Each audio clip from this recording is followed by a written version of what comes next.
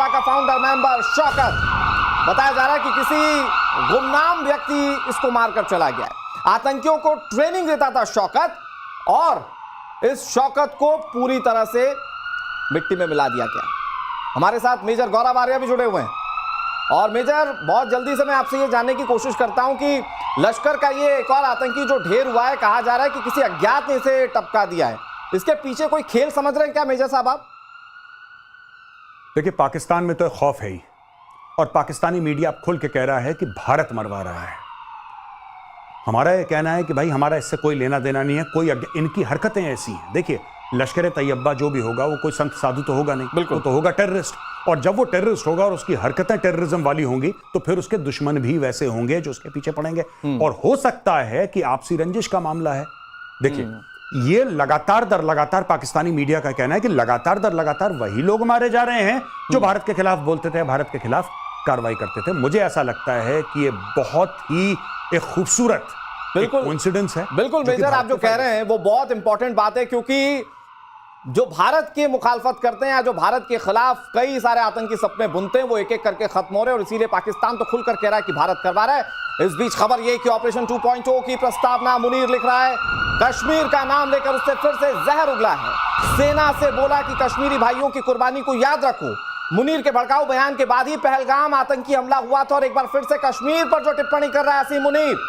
सवाल ये कि क्या ऑपरेशन सिंदूर 2.0 की पटकथा पाकिस्तान के असीम मुनीर की ओर से, फील्ड मार्शल की ओर से लिखी जा रही है? श्याम सर, ये हम लिखेंगे, जब जरूरत पड़ेगी तो ये हम लिखेंगे। हम सब इंतजार करेंगे जिस दिन उन्होंने ये फिर से जो हरकत की, क्योंकि हमने अब वो अपने हाथ में ताना वाना ले लिया है। और जब हमने कहा है कि अब हमें किसी से पूछने की जरूरत नहीं है, हमने बहुत FIR लॉन्च किया, हमने बहुत सारे यूनाइटेड नेशंस में गुहार लगाई, हमने वर्ल्ड को पूरी तरह से बताया, किसी ने नहीं सुना, फिर हम खुद जज के रूप में आ गए हैं। हमें सेल्फ डिफेंस का अधिकार है। SCO में राजनाथ सिंह ने बहुत क्लियरली कहा, हमें परपेटर्स जो है हमारे, उनको हटाना है, एलिबरेट सपोर्टर्स को भी हटाना है, फिनांसर्स को हटाना है। तो अगर वो हरकत करते हैं तो हम पूरी तरह से तैयार हैं। हमने समझा है ऑपरेशन सिंदूर में हमें क्या करना है, कैसे करना है, कब करना है। आपकी हरकत होगी तो उसका जवाब दिया जाएगा। ऑपरेशन सिंदूर 2 हमने ऑपरेशन सिंदूर बंद किया नहीं तो 2 की बात ही नहीं। और उसी ऑपरेशन सिंदूर मैं सर इसी को आगे बढ़ाते हुए, जो कि अब भारत सरकार ने कहा कि operation Sindoor is a new normal for the India, तो क्या उसके लिए पाकिस्तान खुद अपनी कब्र खोद रहा है? पाकिस्तान चाहे गिन ले, 1 गिन ले, 2 गिन ले, 3 गिन ले, 4 गिन ले, Pakistan you be rest assured, ये गिनती खत्म नहीं होगी जब तक तुम खत्म नहीं होगे। अगर आप मुझे 5 सेकंड दें, आपने बात करी कि वहां एक और आतंकी मारा गया है और उसका ब्लेम उन्होंने पाकिस्तान ने इंडिया की तरफ किया है। मैं कहता हूं चलिए जी, इंडिया से मैंने करवाया है, मैंने करवाया, कहने में हर्ज क्या है? कहने को आप कुछ भी कह लीजिए, लेकिन ज्यादा बड़ी बात यह, क्या आपको यह नहीं दिखता कि आतंकी मारा गया है? उसकी कोई बात नहीं हो रही। उससे बड़ी बात आपका कहना, आपके यहाँ सबसे ज्यादा आतंकी प्रभावित रहे हैं, हम तो आपका काम कर रहे हैं। कल अगर गौरव बोल दे कि जी वहां के 2 और बंदे मारे गए, मैं आज कह रहा हूं, आज नहीं तो कल हफीज मारा जाएगा, मसूद मारा जाएगा।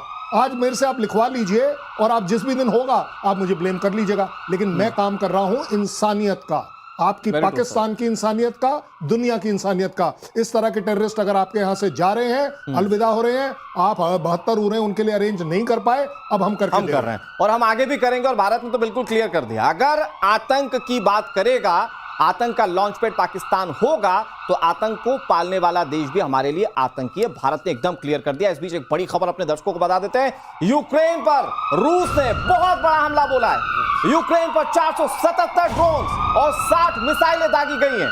रूस का दावा है कि यूक्रेन पर 537 हवाई हमले किए गए, बैलिस्टिक और क्रूज मिसाइलों से हमला किया गया। 4 कैलिबर क्रूज मिसाइलें दागी गई थी। यूक्रेन का एक और F-16 मारा गया। F-16 अमेरिका की ओर से दिया गया फाइटर प्लेन, लेकिन यूक्रेन के लिए काम कर रहा था और इसे रशिया ने ढेर कर दिया। ये बड़े हवाई हमले, श्याम सर, ये बड़े हवाई हमले, क्या हम एक बार फिर से बहुत high intensity war between Ukraine and Russia देखने जा रहे हैं? नाटो की मीटिंग के बाद पुतिन काफी परेशान हैं और उनको लगता है कि एक और सबक सिखाना यूक्रेन को जरूरी है। अपने मिलिट्री माइट का फिर से उन्होंने उपयोग किया है और उन्होंने ड्रोन्स और मिसाइल्स, जो कैलिबर जैसी मिसाइल्स का यूज किया है। देखिए, रशिया तब तक रुकेगा नहीं जब तक उसकी जो जमीर की जो बात है, जो यहाँ का यूएसएसआर का वर्चस्व उस एरिया का रशिया के हाथ में रहना है। जमीनी लड़ाई तो लड़ रहे हैं वो, पर जमीन लेना नहीं चाहते उनसे। जो उन्होंने लिया है वो किसी कारणवश एक्स्ट्रा जो जमीन है क्रीमिया और उसके 4 जो रीजन्स हैं वो रशियन स्पीकिंग रीजन्स को उन्होंने लिया। बाकी वो लोग चाहते नहीं, बस वो रेजिम चेंज करके और डी नोटिफाई करके और वहां से आर्मामेंट्स जो हटाना और एक शांतिपूर्ण देश बनाना चाहते हैं। जब तक ये नहीं होगा ऐसी लड़ाई चलती रहेगी, मनोबल टूटता रहेगा। कीव को घुटने पर लाना है और इसलिए उन्होंने दोबारा ये शकल दिखाई। और शैलेंद्र सर, मैं बहुत जल्दी से एक क्विक रिएक्शन चाहता हूं। क्या पिछले दिनों यूक्रेन ने जो रूस के अंदर घुसकर हमला किया था, जो व्लादिमीर पुतिन के घर के आसपास जो हमले हुए थे, क्या ये उसके बदले की शुरुआत है या बदला उसी के चलते ये सारे हमले जो हम देख रहे हैं? मुझे नहीं लगता कि एक अकेले आप अपने आप में बदला चल रहा है। अब आप देखिए इस बदले के साथ और क्या चल रहा है। नेटो कुछ करता है, पुतिन एक मैसेज, नेटो कर क्या रहा है? मैसेज ही तो कर रहा है और तो कुछ नहीं कर रहा है, लड़ाई के अंदर तो आ नहीं रहा। इसी तरह पुतिन क्या कर रहे हैं कि लीजिए आपका मैसेज मैंने ले लिया, अब मैंने इतनी बड़ी स्ट्राइक कर दी, आप कर लीजिए क्या करेंगे। आप बहुत बड़ी ऑर्गेनाइजेशन है, बचा सको तो बचा लो। ज्यादा बड़ी बात यह भी है कि यस सेरेमोनियली ये देखा जाता है कि you dare attack my president, true, that is very serious. तो उसका जवाब अपने आप में उतना ही सीरियस और भयानक दिया जाए। एक और इंफॉर्मेशन आ गई है। इंफॉर्मेशन ये कि नाटो और रूस में तनातनी और बढ़ गई है, जिसका जिक्र हमारे डिफेंस एक्सपर्ट कर रहे थे। पुतिन ने बाल्टिक सागर के ऊपर जासूसी प्लेन भेज दिए। देखते ही जर्मनी ने यूरोफाइटर जेट्स को उड़ा दिया है। जर्मन हवाई सीमा में घुसने से पहले ही रूसी प्लेन मुड़ गए। नाटो की मीटिंग के बाद पुतिन ने धमकी दी थी और ये धमकी थी नाटो देशों को। और ऐसे में जर्मनी के आसपास जैसे ही विमान उड़ते हुए दिखे, जर्मनी ने अपने विमानों को एक्टिव किया और उसके बाद रूसी विमानों को मुड़ना पड़ा। हमारे साथ जो डिफेंस एक्सपर्ट हैं श्याम सर, ये रूस क्या वाकई में ये इंटेंट करके अब नाटो देशों को भी किसी तरह से टारगेट कर रहा है? पोस्चरिंग और मसल फ्लेक्सिंग तो वॉर में जरूरी है और रशिया लगातार बाल्टिक सी में अपने ऑपरेशंस करता रहता है। वो उसकी जो जगह है वो बहुत इंपॉर्टेंट है। बाल्टिक सी उनका सी बेस है, वहाँ पे कलिनिंग्राड का बहुत बड़ा बेस है और उस एरिया में वो चाहे वो फिनलैंड हो चाहे वो स्वीडन हो, ये सारे जो एरियाज हैं उनको वो लगातार परेशान करता रहता है। और एक तरह से जर्मनी को भी उसने बीच बीच में पोस्चरिंग दिखाई है। तो इनके प्लेन तो जब कॉम्बैट एयर पेट्रोल पे जाते हैं और वापस आते हैं, ये दिखाते हैं कि हमारा जो एयर स्पेस इस एरिया का है वहाँ हम कहीं भी जा सकते हैं, तुम भले हमें रोको लेकिन हम रुकेंगे नहीं और हर बार हम आते रहेंगे। तो ये मसल फ्लेक्सिंग का एक तरीका होता है जो वो लगातार दिखाते रहते हैं। लड़ाई हो रही है यूक्रेन में, पर जो पेरिफेरल कंट्रीज हैं उनको दहलाना, उनको एक तरह से चुप रखना और उनको बराबर संकेत देते रहना कि तुम्हारी जो एयर स्पेस में हम आ सकते हैं। शैलेंद्र सर, इसको मैं थोड़ा सा आगे और समझना चाहता हूं। When it is between NATO and Russia, more than 30 country once a side और रूस अगली साइड में, क्या ये वाकई में दुनिया के सामने ये इक्वेशन वॉर के लिहाज से बनती हुई दिख रही है? नहीं, आप देखिए ना, नेटो 30 कंट्री बोली है, 32 कंट्री बोली है, उनमें से पहल कौन करेगा? बात सबसे बड़ी है, वो नहीं करेगा। As far as Russia is concern, उसे नेटो को दिखाना है। ये जो जहाज उड़ाने वाली बात जो आप कर रहे हैं, तो उसमें भी आप पाएंगे ये बड़ा सीधी बात है कि वो उसके एरिया में एंटर नहीं हुआ। आपने मसल फ्लेक्सिंग करी, प्रोपोगंडा किया कि मैं आ सकता हूं और मैं यहां तक आ सकता हूं। उसी तरह जर्मनी ने क्या किया, मैं भी अपने जहाज उड़ा सकता हूं। क्या ये बताने की कोशिश है दूर रहिए, नहीं तो मैं ये कर सकता हूं? ये दोनों तरफ से होगा और ये हमेशा डायरेक्ट वॉर, मेरा ये अपना आकलन है, नेटो कभी कोई एक कंट्री अपने आप डायरेक्ट अटैक नहीं करेगा। आप देखेंगे हर एक कोई बैंक अपॉन कर रहा है कि नेटो पूरा का पूरा मेरे पास अटैक के लिए आएगा, जो मुझे नहीं लगता कि कहीं पर भी आप देख पाएंगे कि रशिया के खिलाफ वो एक एग्रेसिव पोस्चरिंग करेगा, लेकिन जाकर अटैक करना जिस भी कंट्री से करना होगा वो बहुत बड़ी कीमत होगी। श्याम सर, एक 10 सेकंड में रिएक्शन आप भी दे दीजिए। तो मतलब ये कभी नहीं होने वाला कि नाटो वर्सेस रशिया, ये कभी नहीं होने वाला? ये कभी नहीं होगा, इसलिए कि नाटो कभी भी डायरेक्ट फ्रंट में नहीं आना चाहता, अमेरिका भी नहीं आना चाहता। अमेरिका ने तुमने हाथ भी खींच लिए एक तरह से, और नाटो चाहता है कि पीछे से जितना टैसिट सपोर्ट, जितना आर्मामेंट, जितना बैकअप, मनोबल, ये सब यूक्रेन को देते रहे। बेसिकली वर्चस्व की लड़ाई है। वो पोलैंड तक अगर सीमा पे नहीं रुके, वो नाटो ने अपनी लिमिट्स नहीं डाली पोलैंड की सीमा तक, और यूक्रेन को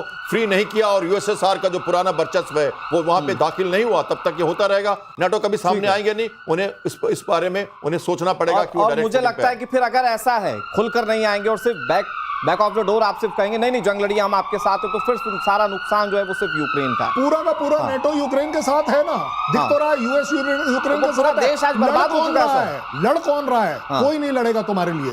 ये जो F-16 आपने अब दिया, 2 साल पहले दे देते, वो मांग रहा था। ये जो नेटो की मेंबरशिप जिसके पीछे वो पड़ा हुआ है, आपने आज तक नहीं दी और ना देने की, तो आप लड़ेगा कौन? आज ये नेटो कंट्रीज आप नेटो के अंदर देख लीजिए, यूएस बोलता है कि नेटो अपने जब तक पैसे ज्यादा नहीं देगा मैं अकेले क्यों दूं? उनके भी तो अपने प्रॉब्लम्स हैं। लड़ाई लड़ना अपने आप में नेटो कंट्री के किसी भी कंट्री के फेवर में नहीं है। बहुत बारीक चीज आपने दर्शकों को बताई है, और मैं सिर्फ इसको एक बहुत नॉर्मल तरीके से इसको नॉर्मलाइज करता हूं कि बहुत खूबसूरत मुल्क था यूक्रेन, जो आज बिल्कुल बर्बादी की कगार पर खड़ा है। इस बीच एक बड़ी खबर अपने दर्शकों को बता देते हैं। इजरायली हमले से एक बार फिर से गाजा दहल उठा। इजराइल के हमले में 72 लोगों के मारे जाने की खबर है। खान यूनिस के पास मुवासी में हमला किया गया, जहां फिलिस्तीन स्टेडियम के पास अटैक हुआ। ये फलस्तीन स्टेडियम है और यहां पर अटैक हुआ है। ये देखिए तस्वीरें। आज गाजा की पूरी सूरत बिगड़ चुकी है, और बड़ी बात यह है कि अभी भी हमले लगातार इजराइल की ओर से किए जा रहे हैं। वो लेबनान वाला मोर्चा हो या ईरान वाला मोर्चा हो, जॉर्डन वाला मोर्चा हो, हर एक मोर्चे पर जंग लड़ने के बावजूद इंटेंसिटी हमलों की बिल्कुल कम नहीं है श्याम सर, और इंटेंट एकदम क्लियर है कि अपने दुश्मन को छोड़ना नहीं, जो इजराइल इस वक्त दिखा रहा है। इजराइल ने ईरान से निपटने के बाद वापस अपने कदम गाजा पे ठोक दिए हैं, और उन्होंने कहते तो हैं कि उन्होंने मारा है जब वो लोग फूड के लिए वेट कर रहे थे और वो ह्यूमन एड्स का इंतजार कर रहे थे। बच्चे भी उसमें मरे हैं और कई लोग उसमें घायल फोटो